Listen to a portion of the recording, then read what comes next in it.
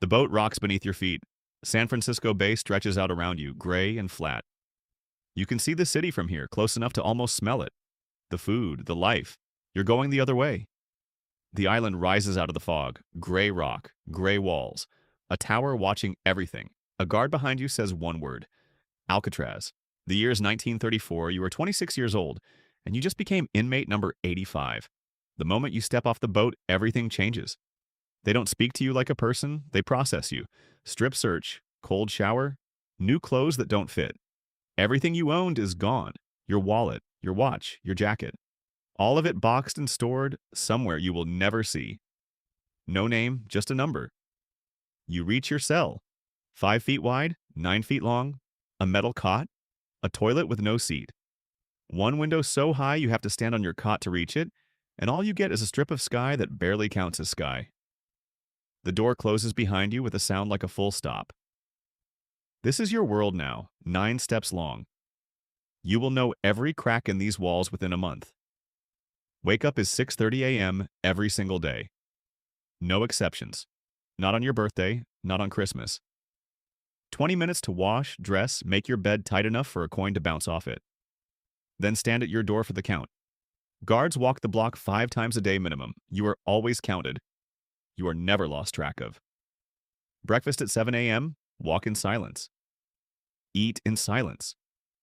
200 men staring at their trays, all of them somewhere else inside their heads. Work at 8 a.m., the laundry.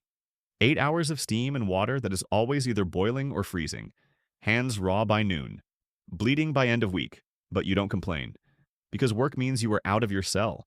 Work means time is moving. Lunch, count. Work, dinner, count. Lights out at 9:30. You lie on your bunk and listen. Someone coughing 3 cells down.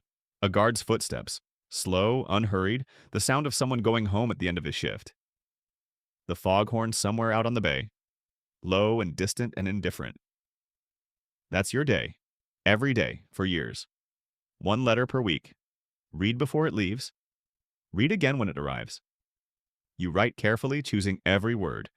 Between the lines, you say everything you're not allowed to say and hope whoever reads it understands. Visits once a month. Thick glass, monitored phone. 40 minutes talking about nothing, because everything real is too big. Then they walk away. And the silence after a visit is the loudest silence there is. Breaking rules means the whole. No light, no mattress, bread and water. Men have gone in for 2 weeks and come out looking 10 years older. You follow the rules. There is a man 3 cells down named Eddie. Loud when he arrived. A laugh you could hear from the other end of the block. The kind of man who fills a room. By the end of his first year, he had gone quiet. Not calm quiet, empty quiet. One morning you realized you hadn't heard his voice in weeks and you weren't sure exactly when that had happened. You feel it trying to happen to you. You fight it with small things. The shade of gray the fog is on a Tuesday morning. The light that hits your wall between 3 and 4 in the afternoon. The 1 hour it comes through at an angle and makes a shape that looks almost like somewhere else. You memorize it. You hold on to it. Small things. Small things are everything. The hardest part is the city. On clear nights, you can see San Francisco from your window. Thousands of lights, 1.25 miles across the water. A party once, music drifting over so clearly you could make out the song. A baseball crowd roaring. Ordinary life, going on completely without you. 36 men tried to escape. 23 caught, 6 shot, 2 drowned. 5 were never found. Nobody knows if they made it. Whether they pulled themselves onto a shore somewhere in the dark and ran. You think about those 5 more than almost anything. You survive with books. 300 in the library. You read them all, some 5 times over. Words become a door out of the cell that nobody can take away from you. You paint on Wednesday afternoons badly and don't care. For 1 hour a week, you are making something that didn't exist before, and that feeling is the closest thing to freedom you have. You find 2 men you trust, not friends. That word belongs to another life. But men who watch your back and sit with you without needing to fill the silence. In here, that is everything. Alcatraz closed March 21st, 1963. Too expensive. The salt air had been winning the slow fight against the walls for decades. Last inmates transferred out on a Tuesday morning. Some had been there 15 years.